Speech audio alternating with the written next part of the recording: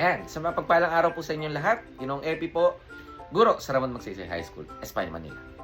Marami nagtatanong po sa atin ngayon, no? Kailan po ang enrollment dates ng grade 7?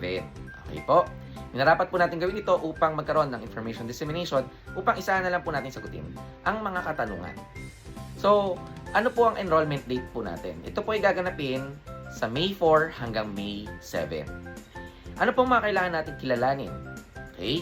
1. Ang feeder school po, bilang paglilinaw, ito po ang mga mag-aaral na graduate ng Graciano Lopez Haina Elementary School, Juan Luna Elementary School, at Benito Legarda Elementary School.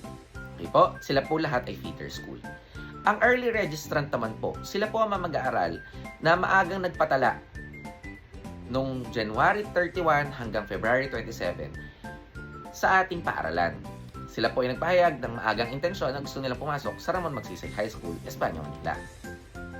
Now, pagdating po sa enrollment date, May 4, sino lamang po pupunta sa ating enrollment? Ang pupunta lamang po ay ang mga may mag-aaral na mga may average na 90, ang average pataas. Okay po? 90 pataas ang average. Feeder school man siya o early registrant. Sa May 5 naman po, ang pupunta ay galing lamang po sa feeder school.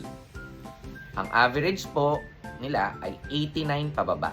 So sila ang mag-aaral na may average na 89 pababa mula sa Legarda, Luna at Haina. May 5 po kayo. May 6, ang pupunta naman po ay ang mga maagang nagpatala na may average na 89 pababa. So sila po yung mga maagang nagpasabi na gusto nila mag-aaral sa Ramon Magsaysay, nagpasa sila ng form ng early registration na 89 pababa ang average. Okay po? Sa May 7 po, 85 ang average pataas na hindi nagpa-early register. Okay po?